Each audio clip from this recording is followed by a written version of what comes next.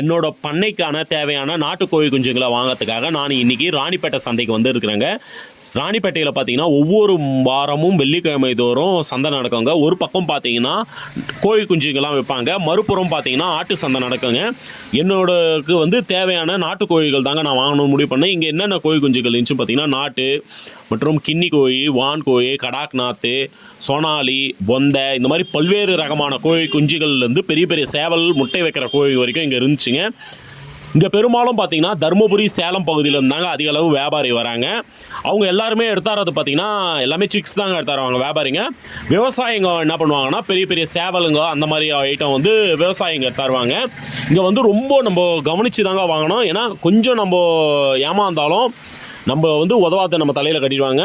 நான் ஒரு 3 பேர் வந்து வச்சுருந்தாங்க கோழி குஞ்சுங்க. நான் எல்லாருக்கிட்டுமே ரொம்ப நேரம் கிட்டத்தட்ட 1 மணி நேரம் வந்து அந்த இடத்தாண்ட நின்று அவ்வளோ நுட்பமாக பார்த்து ஒரு கோழி குஞ்சும் அது எப்படி இருக்குதுன்றதை பார்த்து கடைசியில் நான் வந்து நாட்டு கோழி குஞ்சு என்னோட பண்ணை தேவைக்கு நான் வாங்கினேங்க.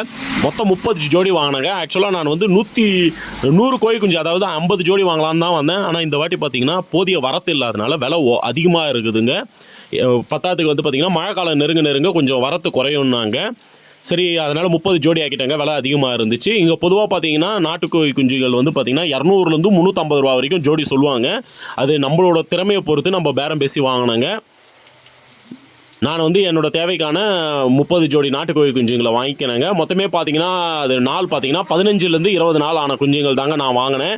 நான் எப்போயுமே பார்த்தீங்கன்னா 1 மாதத்துக்கு மேலே இருக்கிறது தான் வாங்குவேன். பட் இங்கே அந்தளவுக்கு இல்லை, இந்த வாட்டி ரொம்ப குறைவாக இருக்கிறதுனால என்னால் வாங்க முடியல. இங்கே கோழி சந்தை மட்டும் இல்லாமல் இதுக்கு அப்படியே எதிர்ப்புறம் பார்த்தீங்கன்னா ஆட்டு சந்தை நடக்குங்க. ராணிப்பேட்டை ஆட்டு சந்தை வந்து பார்த்திங்கன்னா இந்த வட தமிழகத்தில் அதுவும் ஒரு பிரபலமான சந்தைங்க. நான் அந்த சந்தையை வந்து இந்த வாட்டி விசிட் பண்ணலைங்க. ஏன்னா வண்டியில் வந்து கோழி குஞ்சுங்க இருக்குது, அதனால் நிறுத்துறது பாதுகாப்பு இல்லைன்ட்டு நான் இப்போ கோழி சந்தையை ஒரு ரவுண்ட் அடிச்சுட்டு நான் ரிட்டர்ன் கிளம்பிட்டேங்க. பார்த்தீங்கன்னா இப்போ மழை காலன்றதுனால நான் கோழி வாங்கின வியாபாரியே சில நுட்பங்களை சொல்லி அனுப்பிச்சாருங்க நோய் மேலாண்மைக்கு. எனக்கும் ஓரளவுக்கு வந்து அனுபவம் இருக்குங்க. நானும் என் பண்ணையில் இருக்கிற ரூமில் வந்து கோழி குஞ்சுங்களை பாதுகாப்பாக இறக்கிட்டு அதுங்களுக்கு தேவையான உணவு, தண்ணி, மருந்துங்கள்லாம் வச்சுட்டாங்க. இப்போ மழை காலன்றதுனால கோழிகளில் அதிக கவனம் செலுத்த வேண்டியிருக்கு. மேலும் அடுத்த காணொலியில் நம்ம இன்ட்ரெஸ்டான வீடியோ பார்க்கலாம். லைக் பண்ணுங்கள், மறக்காமல் நம்ம சேனல் சப்ஸ்கிரைப் பண்ணுங்கள். நன்றி.